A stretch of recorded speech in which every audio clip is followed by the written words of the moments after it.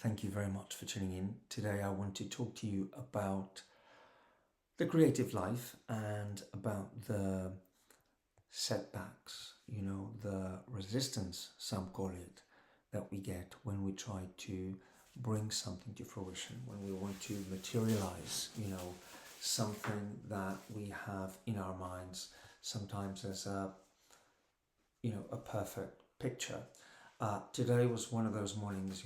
I have just got back from Lisbon. I am now in Cadiz, and it was a bit of a drive, so I was kind of tired, and I knew I wanted to kind of rest a little bit and kind of take things in my stride. But at the same time, I had decided, all right, well, this particular morning would be the morning when I would get some stuff done, some creative stuff, no less, and including this video, funny enough. And you know, I this happens to me sometimes. I kind of got attached to an idealized image of what this would look like, which I then converted into a demand, really, because it was like too high an ideal to live up to. It was a concept in my head, but it was not corresponding to, well, maybe the reality, maybe the ways, the resources that I had to actually embody what I wanted to to produce in this case.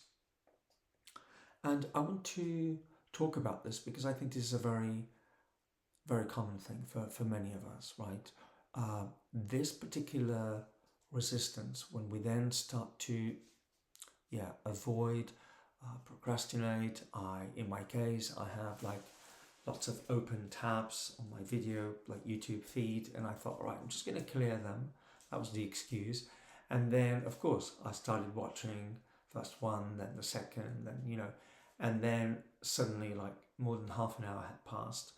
And at that point, I knew that it was just going to be downhill if I continued to do that. So instead, what I eventually decided to do, and that was a very good move, I went to the beach. I live, very privileged that I live, just by the beach, and I went for a walk. It's a beautiful day, and I knew that I had to kind of basically reconnect. I had to also be kind to myself for not being as organically ready as I would like to be, for the thing that I wanted to create. So I decided to do that. And of course, I was in a bit of a mood at that point. And so I began my walk, still not totally convinced, but I knew that it was just, it was a good thing. I was just not in that state of, being kind of calm and visionary and concentrated and relaxed, all of that at the same time. And gradually, just as I began my walk, I just had such a lovely time because it was impossible not to. I mean, the sun was shining, just, the sand, the ocean, a very relaxed environment, and feeling extremely grateful, and all of a sudden very connected. And all of a sudden, I started to receive, the kind of blueprint for what I would want this video to be. And that is what I want to talk about, because sometimes the creative process is not what we decide is going to be, even if we have things in mind that we then want to materialize and bring to fruition. All of that is fine, provided that you're in the right state. But if you're not, you have then to kind of step into receiving mode, right?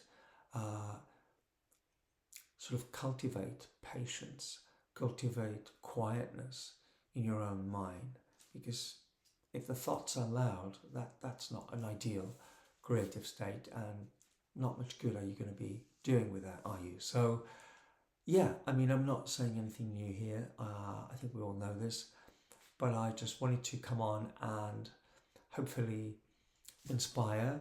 If you, those of you who feel in a bit of a rut, not to worry. Just go to that space where you know that you can reconnect to that that willingness, that openness of heart, that peace, that peaceful state of mind that you have access to when you kind of trace yourself back to it.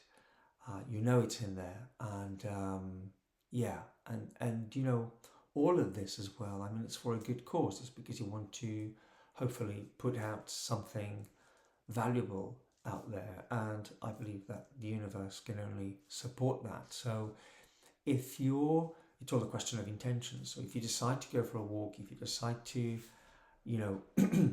step into that receiving mode, in the spirit of doing something that is for the greater good, that will inspire people, that the universe will absolutely support, then the doubts in your mind will just kind of gradually start to vanish.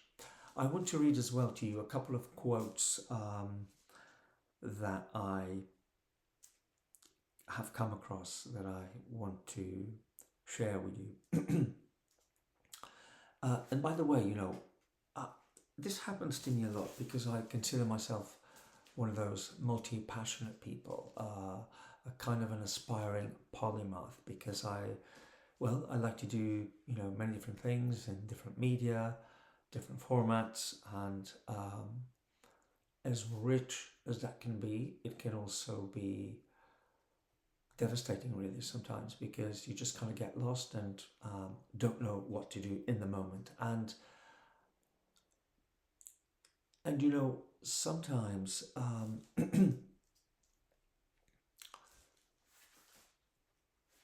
it's so good to be sharing with others,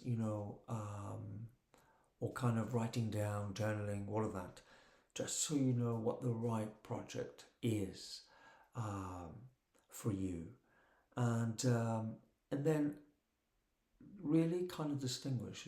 One thing is not to know what the right project is, so fair enough. Another thing is the fear. So knowing very well of what your project is, of what you want to do, but then the fear kind of comes on and kind of can paralyze you, right?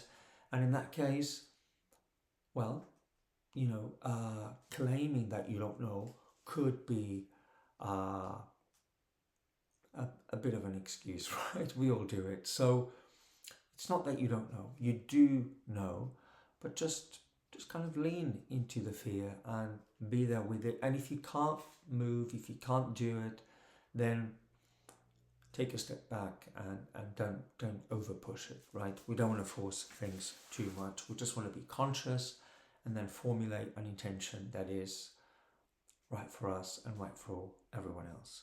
That meaning that it will serve both you and others. At least that's kind of how I function, and that usually works out. So the couple of quotes that I want to read, one of them is by Socrates.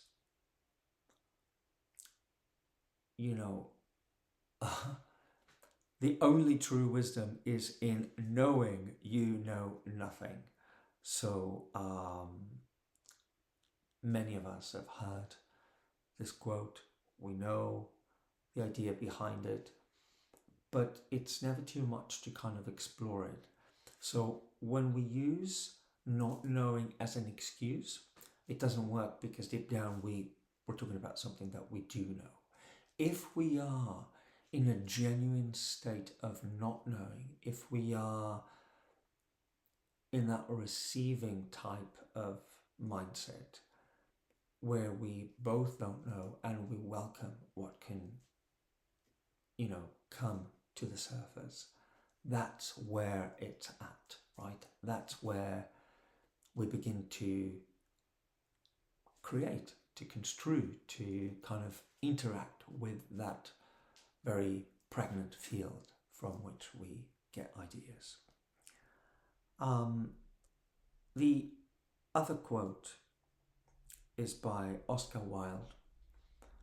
You know, I'm not going to talk about this today. We've all heard that comparison is the thief of joy, but you know, it is inevitable that many times we kind of compare ourselves to others.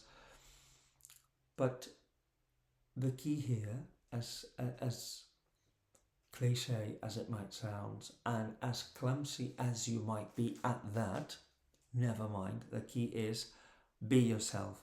Everyone else is already taken. So that's Oscar Wilde, another very well-known quote.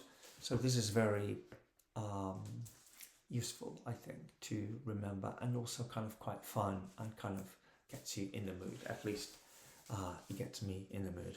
So thank you very much for being there. Thank you for listening. If you are, as I said before, in a bit of a rut, or doubts are plaguing you, or you just want, you know, someone to chat and kind of understands that, someone who gets the vulnerability of creating, who gets that sometimes it can turn into